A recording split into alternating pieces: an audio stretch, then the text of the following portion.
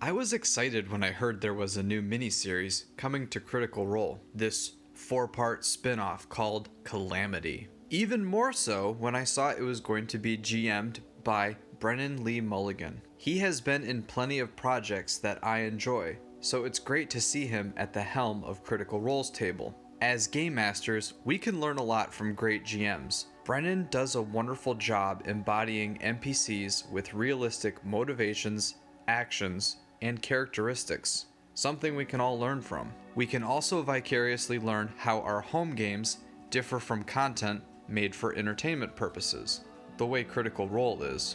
Here are a couple of nitpicks and one very large problem that we can learn from Brennan separating D&D entertainment from our home games. The first little problem is consistency. We are told that this city full of mages flies around the globe every 7 years and thus hasn't seen the second half of the city in that 7-year time span. It certainly is a cool story beat that the cities are gonna have a big party in celebration of everybody reuniting after 7 years.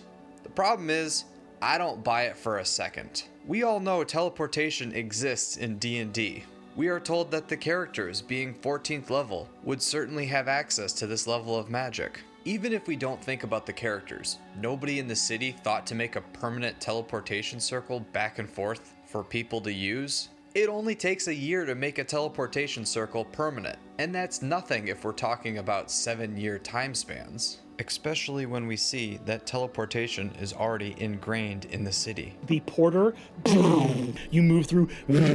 This is why it can sometimes be challenging to run higher level play. Most of the problems we would like to present our players can become trivial. We see one of the characters is excited to return home and see his family, because it has been so long. And somebody might say, well, he's a paladin, he doesn't have access to that kind of magic. He's in a circle of friends that are all insanely powerful spellcasters. Nobody in his friend circle was ever thoughtful enough to say, hey, do you want to go see your family this weekend? It's not a big deal. I can literally do this 4 times a day, every day. You don't have to wait years and years to see your family. Consistency was one of the tools of my world building workshop. Check that out if you're interested in improving your world building. The next little gripe is a problem of telling, not showing. Brennan gives us some entertaining backstories with lore dumps through history checks made by the players. A lot of this lore is probably necessary for the players at the table and us viewers watching. That way we have a better context for the actions moving forward. But here's the lesson to be learned. Personally, my mind began to wander through all of these history lessons. I am watching this and learning about the Calamity,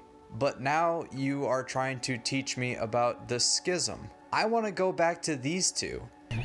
You have my unadulterated attention. Well, right that now. would make the first time that's ever happened. Their dynamic is so incredible, I tune in way more when these two start talking. World building is of course important, but always remember your players are not going to be nearly as invested with your world building as they will be the characters that are involved. With those out of the way, now it's on to the big one. At the start of the second episode, something was off, but I couldn't tell what it was. I rewatched it and then I realized Brennan is taking entirely too long explaining checks. It takes him longer than a minute to explain what these roles mean. He repeats himself and goes into excruciating detail on checks that we all know are pretty much a failed check. Oh.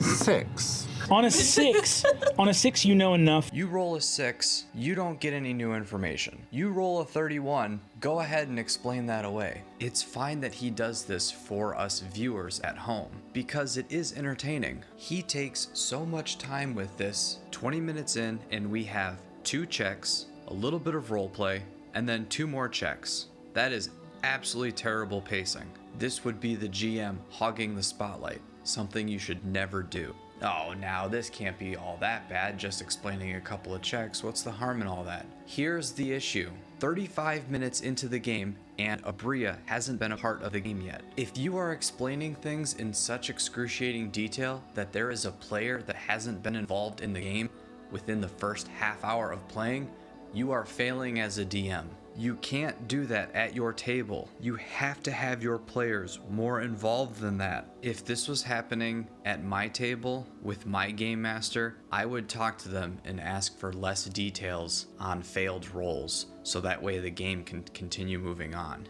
And if you have a game master that's wasting too much time, maybe send them this video. Now, you astute viewers out there will understand that this video is really the differences between D&D as entertainment and D&D as your home game. I know Brennan is a great game master, but these were definitely some things that caught my attention while watching this series that I think we can all learn from. Thank you guys so very much for watching. Don't forget to subscribe and check out the channel for other great tips and tricks for your role-playing games. And of course, you GM.